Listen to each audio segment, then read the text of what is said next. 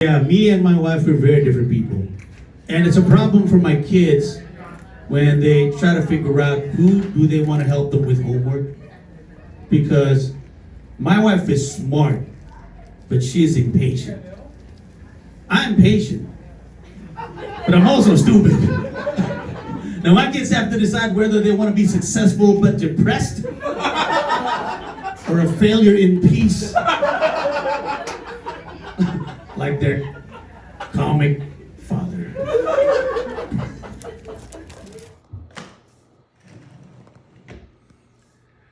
Habis beberes ngepel karena mau ada tamu spesial datang ke rumah. Siapa dia? Kita lihat.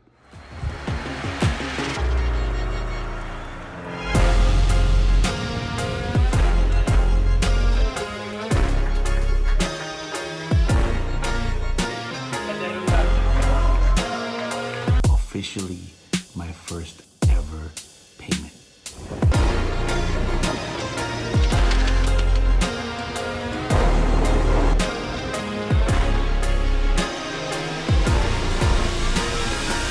Thank you very much, everybody. Thank you. You got my home.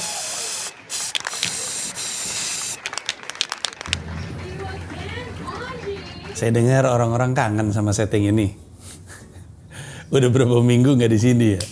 Karena tersibuki sama kegiatan-kegiatan. Sebenarnya membuat episodenya rada menarik ya, karena kan mungkin 3 minggu yang lalu ada footage waktu gue di Atlanta, 2 minggu yang lalu ada footage gue di Singapura, seminggu yang lalu footage di Jakarta. Di episode ini kita akan ngomongin ketika gue ke Washington DC, jadi ada footage-nya. Nanti episode depan akan ada footage waktu gue ke Salisbury, Maryland, karena tour udah mulai makin aktif, apalagi di September lebih gila lagi. Kalau jadi ini September minggu pertama, minggu kedua, gue ke Illinois, tapi habis itu berturut-turut nih, Paris, besoknya Brussels, besoknya Köln, besoknya Amsterdam, gue lupa urutannya, tapi pokoknya Paris, ini kota-kota ya, Paris, Paris, Brussels, Köln, Amsterdam, Almere, Berlin, Stuttgart, 7. Gila. Abis itu masih ada Philly, masih ada Vancouver, masih ada LA, masih ada Baltimore, dan mungkin DC.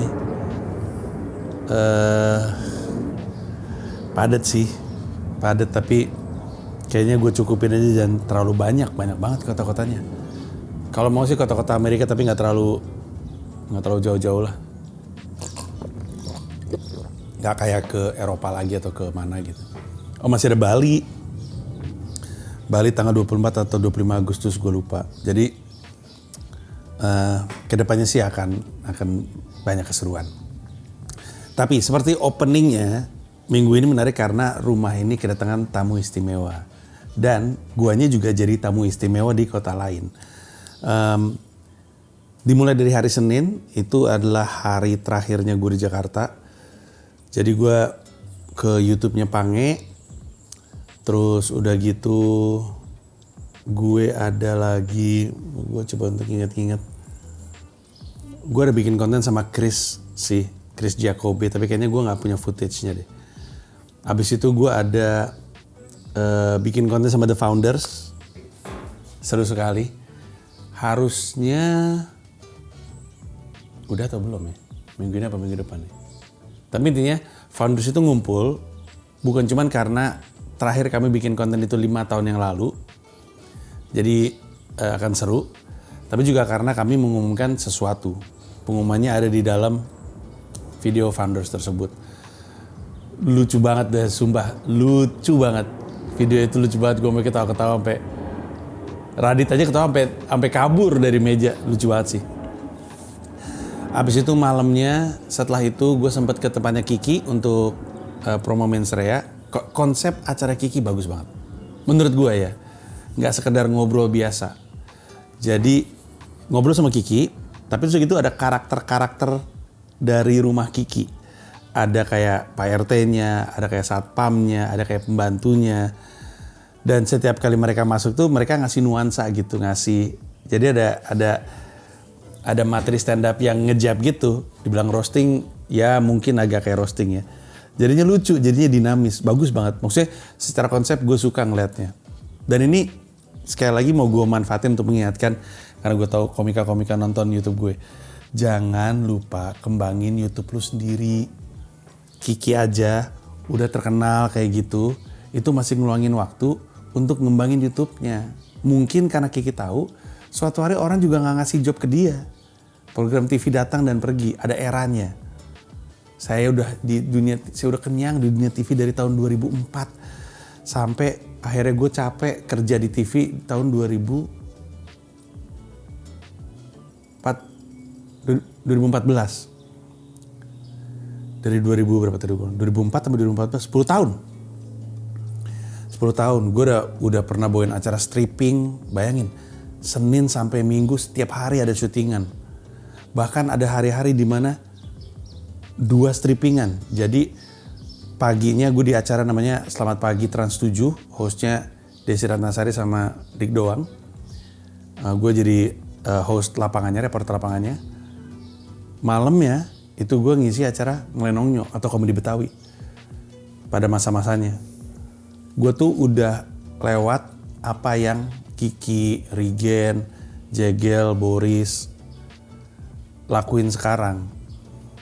Sehingga gue bisa bilang, ya lu nikmatin aja lu mah genjot aja sekarang mumpung masih kepake TV. Tapi jangan lupa untuk ngembangin sendiri gitu. Kayak Rigen udah terkenal di TV, dia ngembangin YouTube-nya sendiri.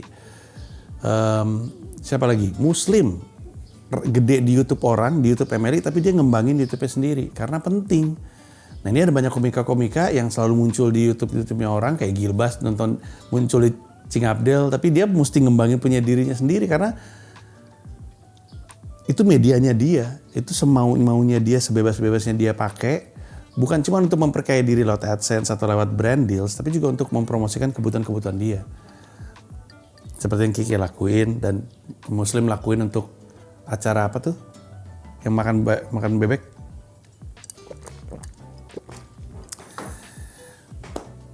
Lakuin tuh. Itu udah, abis itu gue balik lagi ke markas, sekarang gue masih ngerjain promo. Gue bikin promo sama Rere.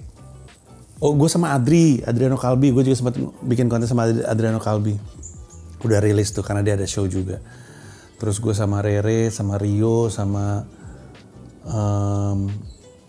siapa namanya, Jupri, karena mereka pada mau bikin show. Terus udah tuh, gue nggak tidur tuh, karena dari situ gue balik ke rumah bentar, terus gue packing. Paginya jam 4 kayaknya gue udah di bandara, karena hari Selasa gue terbang balik ke New York City. Nah gue naik ANA seperti biasa, tapi bedanya kali ini karena saya sudah jadi bronze member di ANA Mileage Club, saya bisa mampir ke ANA Lounge. Jadi ANA Lounge itu di Tokyo itu dibagi 2 gitu. Ada yang Diamond khusus untuk first class-nya, ada yang ANA Lounge aja, ini untuk semuanya. Platinum bisa masuk gratis, Bronze bisa masuk tapi motong miles 4.000. Karena pikir nggak apa-apa lah, biar gue bisa istirahat, karena 6 jam gue transit daripada gue kayak biasanya luntang-lantung ngeluarin duit untuk beli kopi di sini, beli makan di sini nggak jelas. Mending gue di situ aja. Dan gue nyantai di situ, makanya .id weekly vlog yang kemarin monolognya itu dikerjain di lounge, makanya gue ngomongnya pelan-pelan. Lounge-nya enak banget, bersih, segala macam minuman ada, mau minum wine ada, mau minum kopi ada, minum teh ada, minum soda ada, air putih jelas ada. Makanannya itu loh yang beda, ada onigiri, terus ada kayak ramen, enak banget lah, enak banget. Nanti kalau misalnya gue balik lagi, gue akan ketika transit di Haneda gue akan mampir lagi ke situ karena menyenangkan sekali. Terus udah gitu gue nyampe hari Rabu. Gue kembali ke rutinitas gue, melepas anak-anak gue pergi, dan balik lagi ke pace New York gue. Karena waktu di Indonesia kan capek banget ya. Kemarin ada yang ngitung total 21 atau 22 konten yang gue samperin dalam waktu seminggu loh kalau dipikir-pikir. Dan ada yang gue lakuin untuk YouTube gue sendiri, kayak konten skakmat yang main catur itu kan di YouTube gue. Ada yang gue keliling-keliling. Total sih termasuk yang untuk YouTube gue tuh ada 21 konten kata orang. Tapi kebanyakan gue lakuin dengan mampir ke YouTube orang. Nah, yang paling menarik adalah gue nggak ngerti kenapa orang pikir mampir ke YouTube orang itu dibayar. Malah ada yang menyangka dibayar 10 juta. Udah gila kali, masuk TV aja nggak dibayar 10 juta. Masuk YouTube, orang tuh gak ada ke YouTube karena berharap dibayar. Gratis, semua orang mampir ke YouTube gue nggak dibayar. Ketika gue mampir ke YouTube orang nggak dibayar. Karena memang mungkin perbedaan utamanya adalah kalau di TV itu kan bisnis ya. Ada nggak ada iklan di sebuah acara, semua orang tuh kerja di perusahaan itu. Karena perusahaan itu memang creating revenue. Jadi ada duitnya, ada fee-nya. Ada untuk kebutuhan komersial si TV-nya. Karena ketika lu ada di acara TV tersebut, lu jadi bagian dari dia ngejual ke klien. Kalau YouTube, banyak YouTube yang disamperin juga belum tentu punya AdSense. Kalaupun punya AdSense levelnya beda-beda. Nggak ada itu, nggak ada. Gue mampir ke YouTube Dedi aja yang penontonnya banyak banget. Gue nggak minta duit, nggak dibayar juga. Kenapa? Karena gue tahu Dedi ketika gue butuhkan untuk mampir di YouTube gue, Dedi juga datang. Dedi juga nggak minta duit. Ya emang timbal balik aja. Dalam dunia YouTube namanya collab. Ya gue mampir ke YouTube lu mampir ke YouTube gue, udah saling ngangkat lewat AdSense ya udah. Tapi ya gimana kondisi YouTube masing-masing. Ada yang subscriber udah gede, ada yang belum. Ya udah gitu. Jadi gue tuh bingung ketika ada yang bilang, wah si Panji udah nggak ada duit nyangkul di Indonesia dalam bentuk mampir ke YouTube orang. Gak ada duitnya itu. Gak ada duitnya. Dan mungkin orang berpikir, kalau gitu Panji balik ngapain dong? Kalau gue balik itu karena memang perlu balik. Karena kalaupun itu bikin duit jangka panjang. Misalnya gue melakukan promo nih di YouTube-nya orang-orang kan untuk mendapatkan awareness terhadap mensrea. Nanti ketika mensreanya laku, ya gue dapat duit dari situ. Tapi nggak serta-merta ketika keliling-keliling itu dapat duit. Gue sampai bingung sendiri, segitu nggak taunya loh. Karena banyak yang berpikir dapat, ya bukan kreator sih ya, mereka semua penonton ya, mereka nggak pernah bikin dan nggak punya YouTube, jadi mereka nggak tahu. Tapi nggak ada duitnya itu. Oke, terus jadi kan balik lagi hari Rabu itu gue nyantai aja di rumah, kembali ke rutinitas biasa, ngelepas anak-anak sekolah. Terus gue banyak belanja dan siap-siap untuk hari Kemisnya. Karena hari Kemis rumah saya kedatangan Cing Abdel. Nah, Cing Abdel datang ke sini untuk melihat. Tempat pakai ngomong politik, gak bisa berani, jauh banget. Ada jauh ya bener tuh. Anjay, gokil Panji. Jamnya sengaja Cing, biar kalau ada maling mau masuk, astaga udah jam 2, ngapain gue kelayapan, terus dia balik. Ini jam berapa? 3:30. Panji gokil. Pantesan betah, ternyata rumah orang kaya di sini. Bukan rumah orang kaya, Apa? Pamulang ini jauh kan. Iya, tapi ininya bangunannya bangunan orang kaya. Ya ini dulu settler Inggris katanya. Orang-orang Inggris pertama yang bermukim di wilayah sini. Oh, Makanya rumahnya agak beda kan. iya. Kayak rumah-rumah Eropa. Terus depan-depannya pada berkebun. Lu nggak berkebun itu gue lihat sepanjang jalan. Kalau bapak aja sama. Kok dia berkebun? Justru rumah gue paling berantakan. Gue pernah diomelin sama tetangga gue. Karena berantakan. Yang lain pada rapi gitu, telaten gitu. RT-nya ada di sini. Gak ada, tapi gue ditegur aja karena waktu itu rumah gue tinggal terus rumput pada tinggi. Oh, emang ininya indah-indah semua. Sira ngapain Sir? Oh, dari Serangga. Beserta istri dan seorang teman mereka. Sebenarnya temannya mereka tuh berapa kali nonton gue stand up.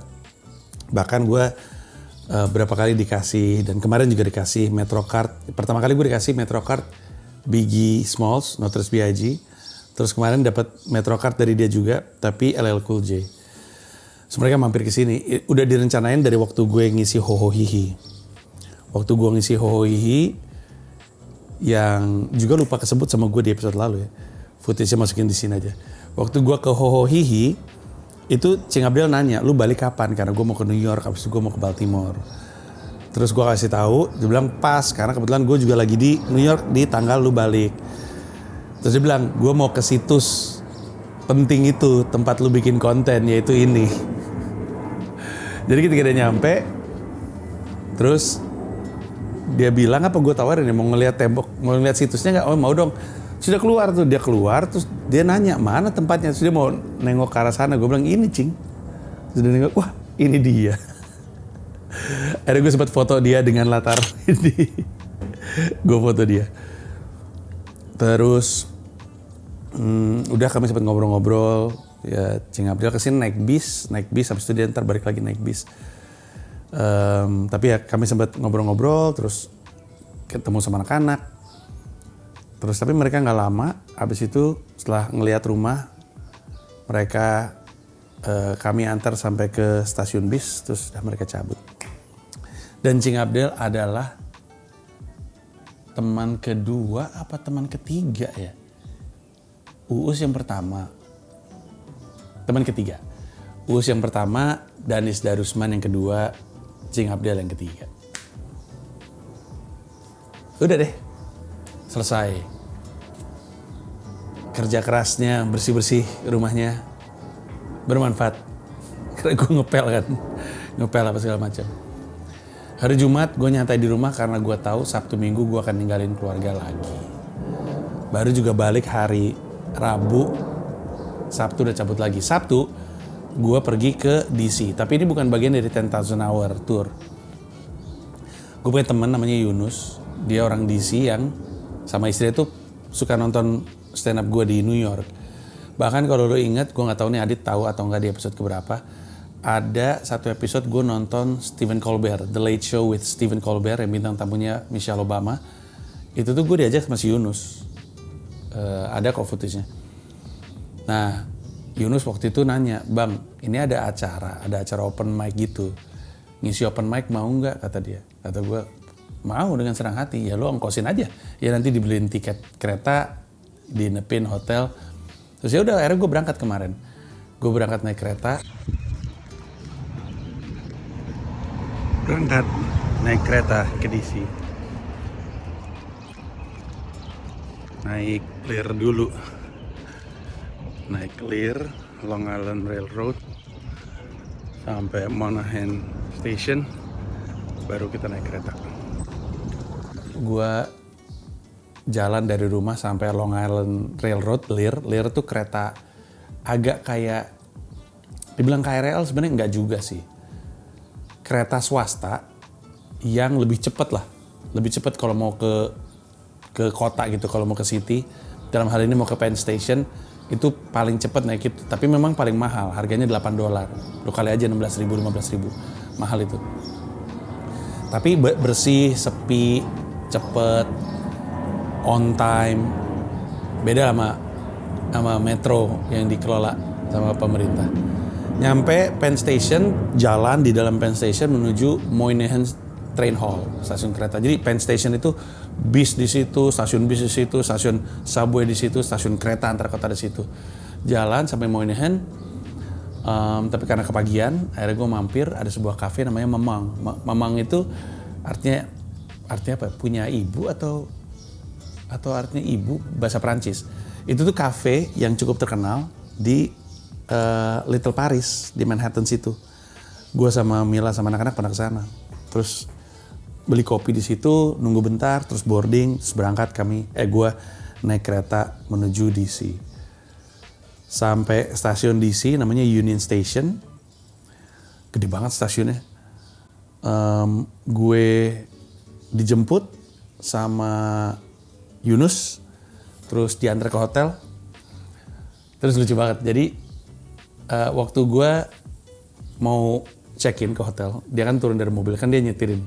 Gue baru ngeh kalau dia pakai sarung. Ini lucu banget. Wibu sarungan.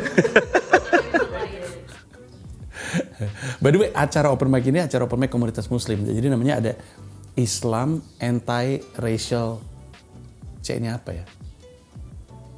Komite atau pokoknya Islam ARC ini kayak komunitas gitu yang rutin bikin open mic, namanya Crescent Moon Night Open Mic. Crescent Moon Night Open Mic di sebuah cafe yang juga tempat beli buku dan tempat sewa video apa beli video, gue nggak salah. Namanya Sarkova kalau nggak salah.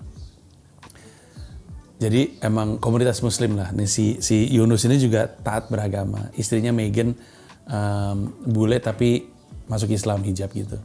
Terus dia turun dari mobil pakai sarung kan. Lucu banget pakai sarung. Nah terus kami check-in, terus si Yunus nanya, ini kamarnya pakai breakfast nggak? Oh breakfast belum termasuk gitu. Oh yaudah nggak apa-apa, kata gue, gampang, ntar gue bayar sendiri. Terus si Yunus disuruh ini, karena lu member hotel ini, lu boleh ikutan raffle, tolong putar nih fortune wheel-nya. Nanti kita lihat berhentinya di apa, ntar lu dapat hadiahnya. Diputar sama dia kan, dia nyuruh gue. Bang Panji aja yang muter, gue bilang lu aja deh biar lebih berkah. Karena dia kan pakai sarung Islami. Dia puter,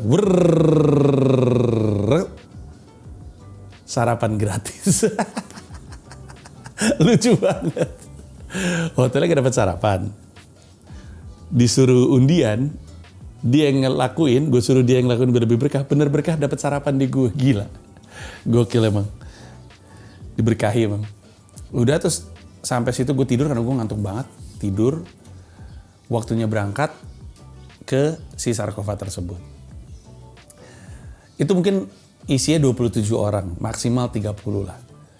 Dan menyenangkan sekali, emang ada komunitas muslim. Sebenarnya itu emang dikerjain sama komunitas muslim dan banyak orang Islam. Tapi yang open mic di situ siapapun. Ada satu momen, pokoknya ada yang nge-rap di situ, acapella, ada anak baca puisi di situ, ada perempuan baca puisi di situ. Si Yunus sempat nyanyi di situ karena mesti ngisi waktu. Yunus sempat main gitar di situ. Terus bahkan ada ibu-ibu nyanyi Hail Jesus, Hail Jesus, Jesus gitu. Gue gak tahu dia lagi berusaha untuk mengkristenkan semua yang ada di sini atau gimana. Tapi dia, menurut gue sih dia cuma tahu ada open mic di situ. Dia lagi sedih, jadi dia cerita. Dia masuk TV, dia baru aja masuk TV gara-gara abu suaminya ketinggalan di kereta. Di kereta apa di taksi gitu. Kayaknya di kereta. Jadi dia kehilangan abu suaminya, sedih masuk TV. Terus dia juga kanker stadium 3. Jadi kayaknya dia pengen mengekspresikan diri, pengen bahagia gitu. Akhirnya dia di open mic itu nyanyi, hey, dia sempat puisi terus nyanyi Hail Jesus, Jesus gitu. Terus semua yang Islam ya udah ikut gini-gini juga.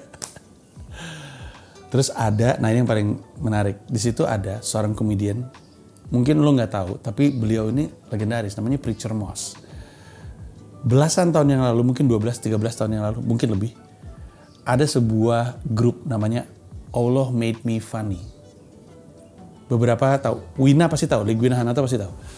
Allah Made Me Funny. Ini adalah sebuah inisiatif ya, sebuah grup stand up, Preacher Moss, Mo Amer, satu lagi siapa gue lupa.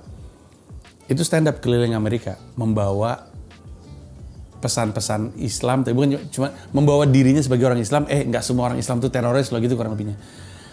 Mereka ini satu masa dengan Axis of Evil, yang juga komedian Amerika Muslim yang keliling-keliling dunia kalau Axis of Evil, seingat gue. Salah satunya tuh di Allah Made Me Funny itu adalah Preacher Moss. Lu masih bisa lihat tuh video-videonya di YouTube. Preacher Moss tuh M-O-S-S.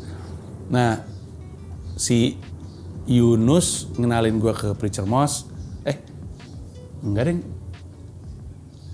Siapa yang ngenalin gue ke Preacher Moss ya? Karena Yunus juga gak kenal sama Preacher Moss, gue lupa. Anyway, terus dikenalin, terus Preacher Mas, oh gue udah kasih tahu lu seperti apa. Kayaknya dia liat Instagram gue juga. Gue follow dia di Instagram Preacher Mas. Di follow juga silakan. Tapi ya dia masih stand up. Dan dia juga stand up di situ dan dia lucu. Gue headliner, gue naik harusnya 20 menit, tapi akhirnya gue naik 15 menit karena emang acaranya mulur juga. Terus gue naik pecah, happy banget gue. Sekali lagi, gue tuh kan lagi pengen keliling-keliling Amerika dan ujungnya keliling Eropa. Karena gue pengen bawa set bahasa Inggris, gue udah ngetes. Kena gak nih? Kemarin di Atlanta kena, pas gue di Singapura kena, kemarin di DC kena, happy banget. Happy banget. Di antara mungkin 27 orang itu, orang Indonesianya cuman, ini selain Yunus dan adeknya,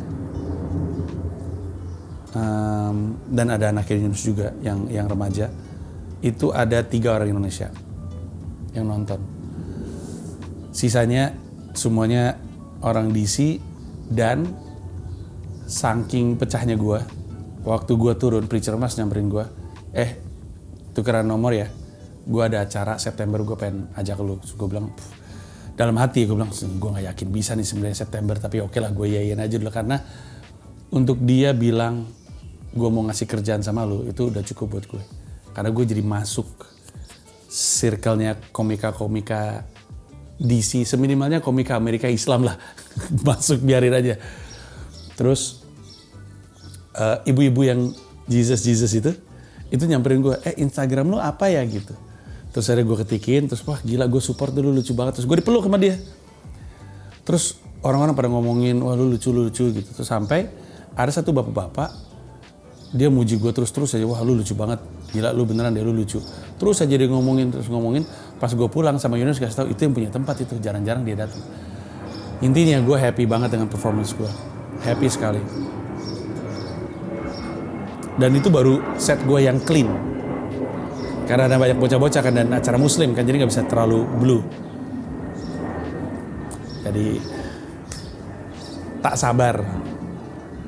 Habis itu selesai, itu kan hari Sabtu, hari Minggunya, siang gue ke, ini gue lupa nama museumnya, kalau gak salah African American History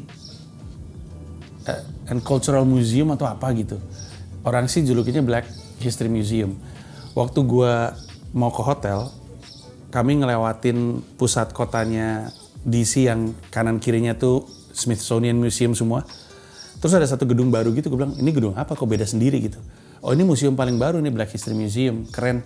Dari zaman kerajaan Afrika, terus perbudakan, terus pergerakan perlawanan, sampai ke era legasinya African American dengan Michael Jackson, Jay-Z, Ali gitu-gitulah. Terus gue mau ke sana. Semua museumnya gratis by the way. Gue mau ke sana, terus Yunus bilang, gue cek websitenya nggak bisa untuk beli tiket satuan. Biasanya beli tiket grup itu juga bersepuluh, bukan beli, mesen karena gratis.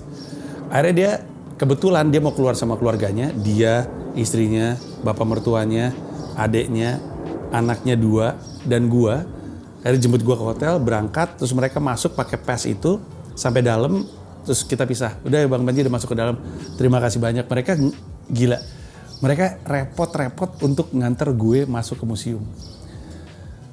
Baik banget lah. Intinya gue bersyukur mereka bantuin gue, karena kalau nggak gue nggak bisa masuk kan. Dan itu adalah pengalaman yang menyenangkan. Nah,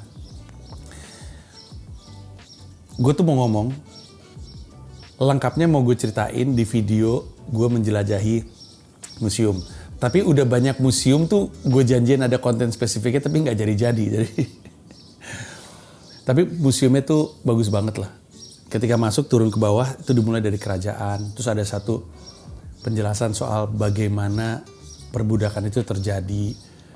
Ada yang banyak yang diculik-culikin, dibawa ke kapal tiba-tiba. Ini tuh orang ini punya kehidupan. Orang penting, saudagar di kampung halamannya di Afrika, diculik-culikin, dibawa ke kapal. Ada orang-orang Portugis awalnya, Portugis, Spanyol, habis itu baru Belanda. Kemudian tiba-tiba di dataran Amerika aja jadi budak. Ekstrim banget itu. Terus gue ngeliat prosesnya ketika Jim Crow rule dijalanin, yaitu segregasi. Jadi udah kita hidup bareng-bareng aja, tapi yang hitam sama yang hitam, yang putih sama yang putih. Yang hitam jangan masuk ke tempat makan orang putih, yang putih juga nggak akan masuk ke tempat makan orang hitam, gitu-gitu. Jim Crow itu juga, habis itu ada pergerakan sosialnya. Keren banget sih. Terus museumnya gede banget dan bagus banget dan proper banget. Niat gitu mereka untuk mengedukasi, untuk bercerita tuh bagus banget. Sampai bikin membuat ulang sejumlah bangunan, membuat ulang sejumlah gerbong. Gak tau gerbong kereta itu original atau enggak ya, tapi ada kayak gerbong untuk ngasih tahu, nih kayak gini nih waktu itu segregasi nih, bedanya yang gerbong putih sama gerbong kulit hitam seperti apa. Yang mengagumkan itu adalah kemampuan untuk mengumpulkan semua bukti-bukti sejarah atau membuat ulang setidaknya. Niat banget untuk bercerita. Mengagumkan. Terus udah gue jelajah di situ, terus gue makan siang di situ. Makan siang soul food gitu, lucu banget. Bener-bener soul foodnya orang-orang Amerika kulit hitam. Terus abis itu gue langsung jalan ke stasiun kereta. Dan stasiun kereta itu by the way, gue hampir lupa nih. Stasiun kereta itu stasiun kereta yang traumatis karena 2016 gue pernah hilang dompet di situ. Waktu juru bicara bareng sama Ari Kriting. Ada klip penjelasannya soal itu. Gue inget nih, gue pernah kesini tahun 2016 tuh tur juru bicara. Gue inget persis, gue kehilangan dompet di sini. Makanya saya sedikit trauma. Anjing, iya bener, gue juga makan di sini lagi.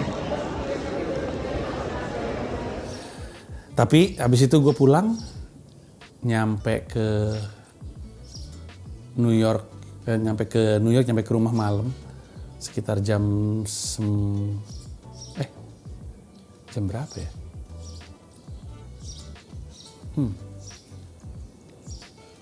Oh iya benar, sampai New York malam. Sampai New York malam sudah istirahat, selesai deh. Dah. Itulah kesibukan gue di hari Minggu. Minggu depan gue akan ada ngisi show Soup of the Day. Habis itu gue ke Salisbury, Maryland untuk 10,000 hour tour di sana. Tidak sabar, pengen lihat seperti apa.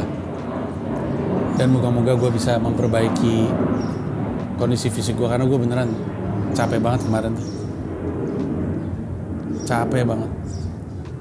Semuanya serba cepat, kayak nggak punya ruang untuk nafas. Gue nggak bisa ngelakuin hal-hal yang pengen gue lakuin gitu kemarin tuh.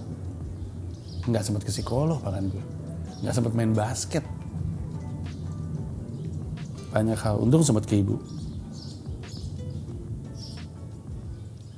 Lebih kerasa capek di guanya. Jadi ya kita pelan-pelan. Gue belum lari nih.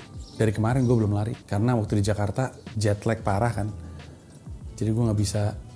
Gue takut gue sama jantung gue. Ini juga belum. Jadi ya. Sampai ketemu di episode minggu depan. Thank you. Bye-bye.